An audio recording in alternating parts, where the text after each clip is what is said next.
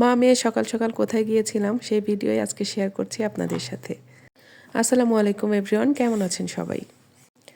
আগামী 12 তারিখ হচ্ছে আমার ছেলের স্কুলের স্পোর্টস প্রোগ্রাম, তাই আপাতত কয়েকদিন খেলাধুলার প্র্যাকটিস হবে, তো আমি সেখানেই যাচ্ছি। বাবু ওর বাবার সাথে গিয়েছে আর আমি আর আমার মেয়ে পরে যাচ্ছি ওখানে। তো যেহেতু স্কুলে মাঠ নেই তাই হচ্ছে খেলার ট্রায়াল হবে সিরাজগঞ্জ খান সাহেবের মাঠে। তো আমরা চলে আসলাম খান সাহেবের মাঠে। আসলে একটা স্কুলে মাঠ থাকা কিন্তু খুব জরুরি বাচ্চাদের জন্য, কারণ শহরের বাচ্চাগুলো হচ্ছে আপনার ফ্ল্যাট বাসায় বড় হয় বা একটা গণ্ডির মধ্যে বড় হয়। তো স্কুলেও যদি সেরকমই হয়, কোনো মাঠ না পায়, তাহলে ওদের বিকাশে আসলে প্রবলেম হয়।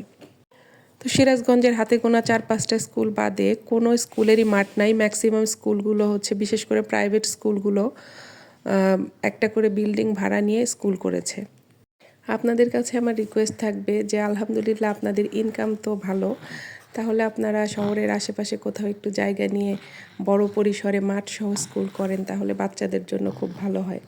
তো তারপরে তো বিভিন্ন সেগমেন্টের খেলা হচ্ছে। এই হচ্ছে 100 মিটার দৌড় প্রতিযোগিতা।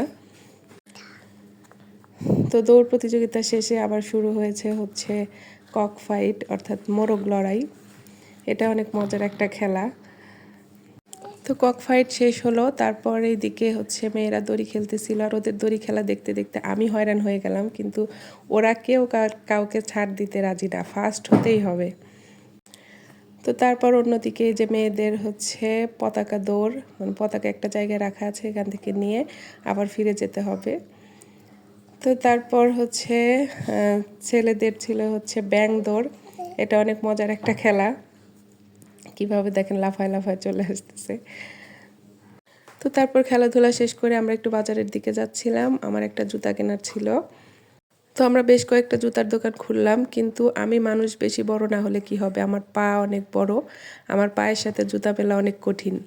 সর্বোচ্চ মাপের জুতাটাও মানে আমার পায়ে লাগতে চায় না, এমন একটা অবস্থা। তো তারপর অনেকগুলো দোকান ঘুরে ঘুরে অ্যাপেক্সে চলে আসলাম, আর এখানে এসে একটা জুতা আমার পায়ের সাইজে হলো।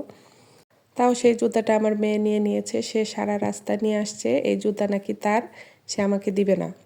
তো জুতার দোকান থেকে বের হয়েই সামনে দেখলাম এক ভ্যানালা মামা, ভ্যানের উপরে হচ্ছে কেশর আর লাল লাল মিষ্টি আলু বিক্রি করতেছে।